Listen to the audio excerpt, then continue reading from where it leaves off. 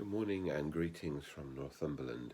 We've had a spectacular red dawn today, and it's boding fire so far for another lovely day, which is just as well because they've cut hay in the field opposite the vicarage, so I may be sneezing later. Today, the church celebrates three 18th and 19th century reformers, William Wilberforce, Olaudah Equiano and Thomas Clarkson. They were all anti-slavery campaigners.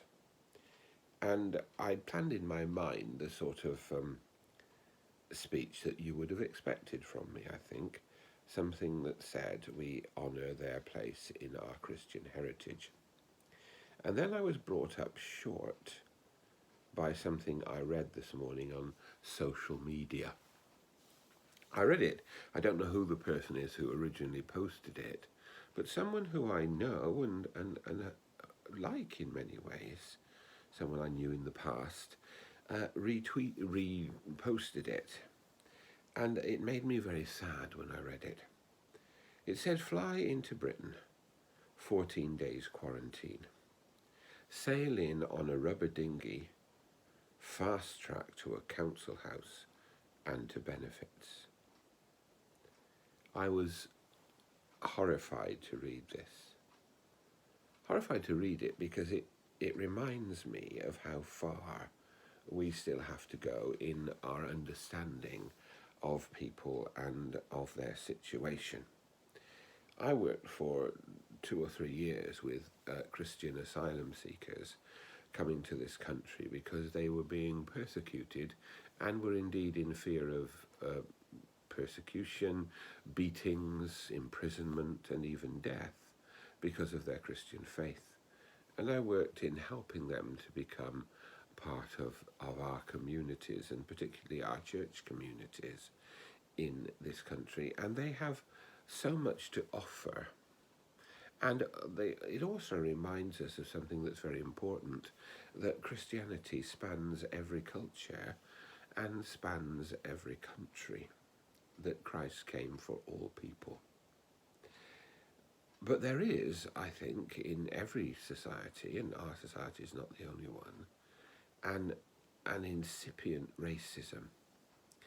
And the reason I bring this up is that, of course, we celebrate Wilberforce and his companions today in the summer in which Black Lives Matter has come to the fore again because of terrible events in the United States which are continuing, and also in the face of the fact that we know that in our own society, race, inequality, poverty, and all these things have worked together at a time when we've faced a global pandemic.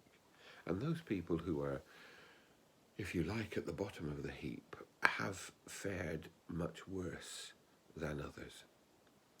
So why do I say all this?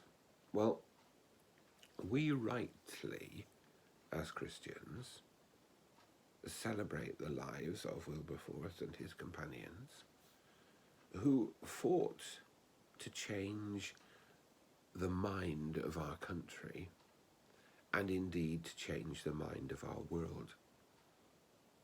We moved from a place where slavery was accepted as a norm, and remember, it was accepted as a norm in New Testament times, to a time when the whole concept of the Middle Passage and all of that was seen to be repugnant to Christian truth, because it dishonoured the primary Christian claim that God loves us all, that God has no favourites, and that every human life is sacred because it is created by God. And that's something that we have to hold on to if we feel we can celebrate people like Wilberforce and his companions, and indeed any Christian saint who works with the poor, the deprived, and those who are victimized by their society. And there are still forms of slavery and exploitation that exist today in our world. And we as Christians have to challenge them and fight them. And we do so because it is a gospel imperative. We do so because we are taught that we are all children of God, that we are all important and special. And the message of the gospel is for all of us. Today's gospel reading contains these words, which are a quotation from the prophet Isaiah. The Spirit of the Lord is upon me, because he has anointed me to bring good news to the poor. He has sent me to proclaim release to the captives, the recovery of sight to the blind, to let the oppressed go free, and to proclaim the year of the Lord's favour. If we value this gospel message, then it must challenge our lives and our attitudes day by day. May God bless us all.